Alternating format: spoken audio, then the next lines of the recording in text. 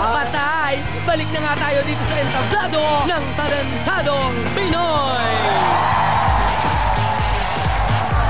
Tuloy lang ang kasiyahan dito sa Sunday edition ng Talentadong Pinoy. Lahat ng Talentadong nag-perform ngayong gabi, tatanggap kayo ng 5,000 piso. Yan ay manalo o matalo.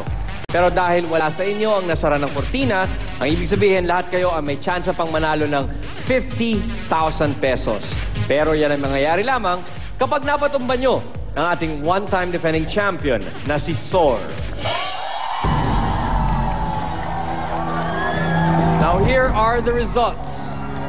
Ang nakakuha ng pinakamataas na score ayon sa ating talent scouts at jury, nakaharap sa ating kampiyon, ay walang iba, kundi...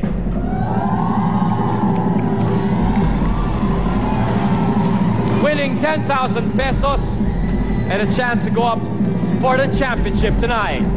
Congratulations, MJ!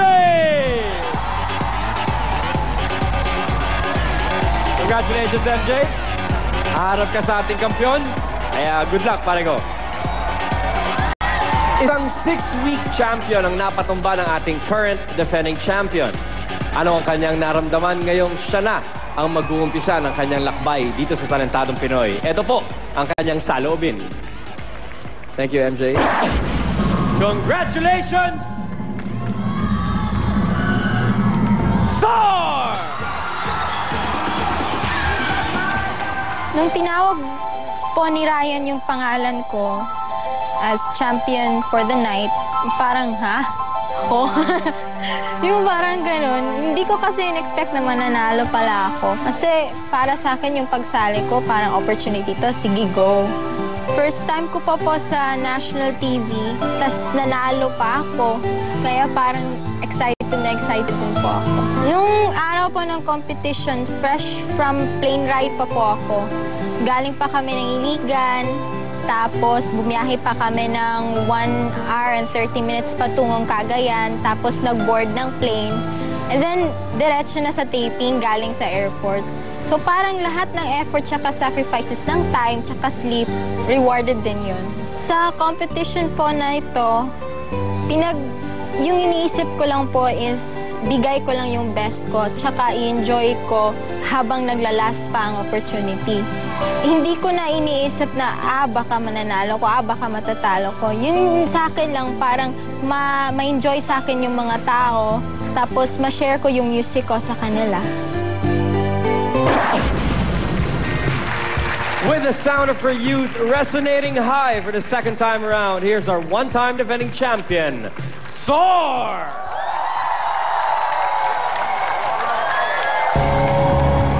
And I believe that in my life I will see an end to hopelessness of giving up, of suffering. If we all stand together this one time, then no one will get left behind. Stand up for life. Stand up for love. And it all starts right here. And it starts right now. One person stands up there. The rest will follow. For all the forgotten and for all the loved, I'm gonna sing this song. And I believe that in my life I will see an end to hopelessness, of giving up, of suffering.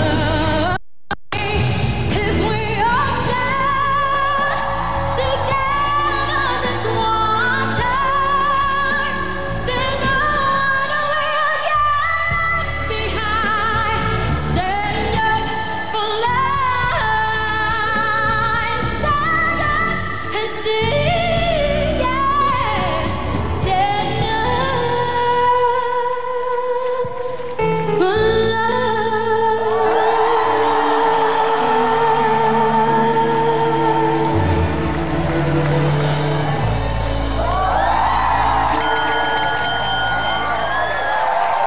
One-time defending champion, ladies and gentlemen, Soar.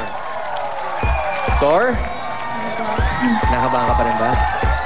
Medyo backstage tulala si Soar kanina eh. What do you think of her performance, Stan Scouts? Unang-una, kabog mo na agad, look pa lang, ikaw na. Diva ka na, Soar. Ikaw na yan. Ang boses mong may hagod. Para kang cup syrup. Ang ganda-ganda, diba? May ganun ka. Iba ka, ikaw na rin. Diva number 2. Para kang vitamins. Lumalakas kami pag naririnig ka. Ikaw na rin. Diva number 3. At higit sa lahat, stand up!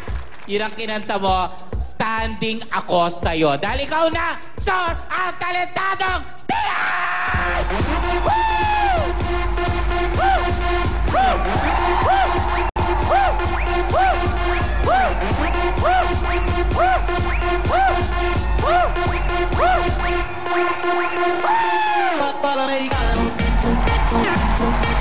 Natuwa ako kasi una nakikinig ka. Sabi namin sa susunod pag nakita kita gusto ko mag-enjoy ka dahil maganda ang boses mo, ngumiti ka.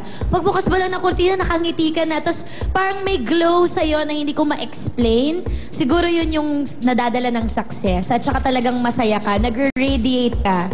Nakadagdag yun ng milya-milya.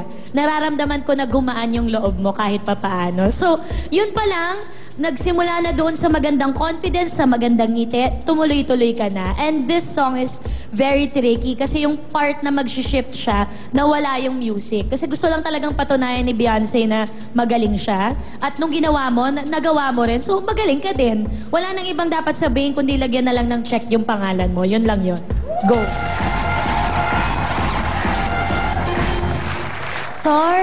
Sorry na lang muna sa iba. Mukhang ang gabing ito ay iyong-iyo pa rin. At I like your simplicity.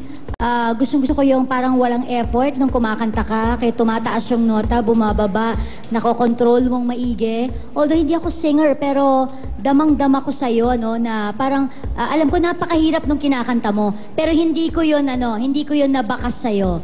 No, kaya naman, congratulations dahil naitawid mo ang napakahirap na awitin na yon with flying colors.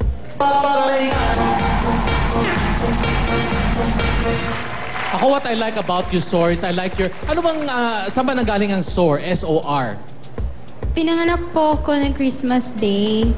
Tapos, supposed to be Christian kasi akala nila lalaki po ako. And I was born a baby girl, so... Yung Christian, ginawang Christiani, tapos Soar means sister, so ganun. Okay. Ilagyan mo lang ng A ang S-O-A-R, talagang lilipad ka na. What I like about you, Soar, is that you have a very pleasant face. Ang ganda ng rehistro mo sa camera. It's very pleasant to look at you. I mean, it's cool. You really remind me of Kyla. Kasi I worked with Kyla nung Melanie pa lang siya. And syempre napunta siya sa birit-birit and then eventually she became an R&B. But you know, that girl can belt out a song. Malakas ang boses. But napunta siya sa R&B. But I think eventually that's where you would go. I think na napapasalang ka lang sa contest kaya you have to make birit. I mean, yan ang labanan dito, biritan, ano? But I think eventually when you find your own style, maghahanap ka ng siguro something softer. Because when I hear your voice, mataas siya at may power. But I think when I listen to those nice little notes that kinanta mo kanina, the softer ones, they're very pleasant to listen to. So siguro, I think if you can find that type of song, I think you will soar in those type of songs.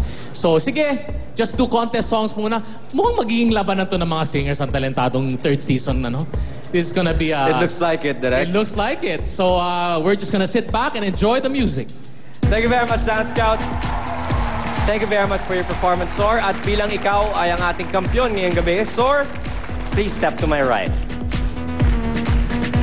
Ngayon, tawagin natin na ang iyong katunggali, si MJ.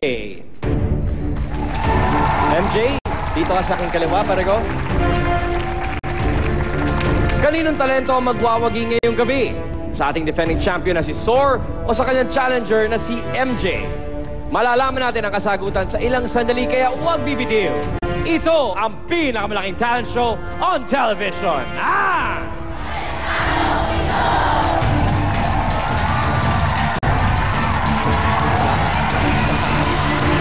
Boses na nakakahalina, yugyugang swabeng-swabe talaga. Sino ang patok sa panlasa ng mga hurado? May we have the final results, please? Malalaman mo na sa pagbabalik ng Talentadong Pinoy. Patuloy pa rin ang paghahanap ng mga talentadong handang magpasikat. May 20, Robinson's Place, General